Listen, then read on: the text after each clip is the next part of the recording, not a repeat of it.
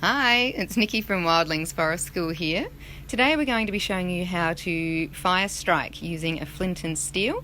So we'll show you what they are first.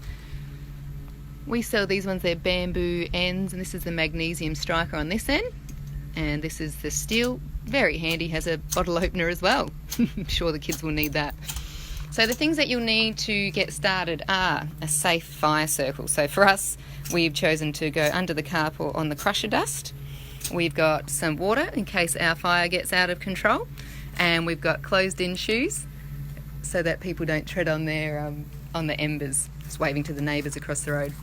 So if you can get your cotton wool out, boys, and show us what you do with the cotton wool first. But Harper, can you show me what we do? The easiest way to strike a fire is to turn your cotton ball into a nest. So we're trying to get these little tiny fibres here because that's what your spark will catch fire onto. Okay? Harper's going to show us how to strike first. Can you show us how you hold it? Alright, so he's got the striker underneath. He's holding that really firmly. See how he's got the steel at about a 45-degree angle. He's striking away from himself. And how hard do you have to press, Harps? Pretty hard. Pretty hard. Alright, do you want to show us a few practice strikes? So you can see the spark there and the smoke.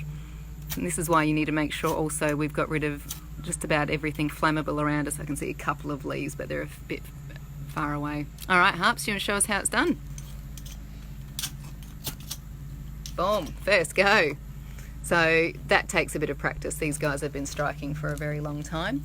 Now, Harper's job from now on is to be the security guard of his fire.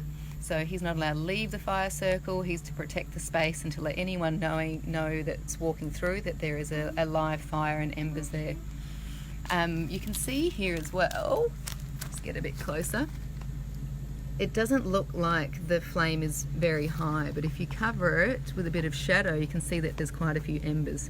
We call these little snakes or little fireworms.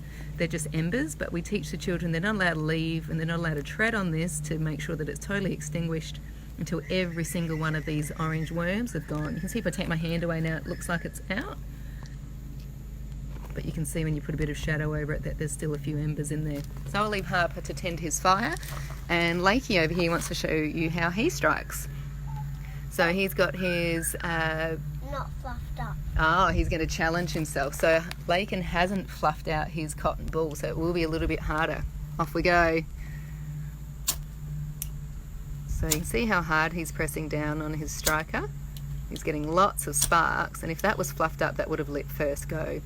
So once the kids get the fluffed out cotton ball mastered, then we challenge them to do it without it fluffing up. Oh, it is lit, you can't actually see it. There we go. And then we give them the challenge of trying to start a fire without any man-made items.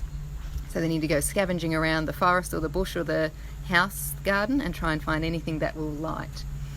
Alright, so that's how we maintain, how we light a fire, how we keep it safe. And don't blow.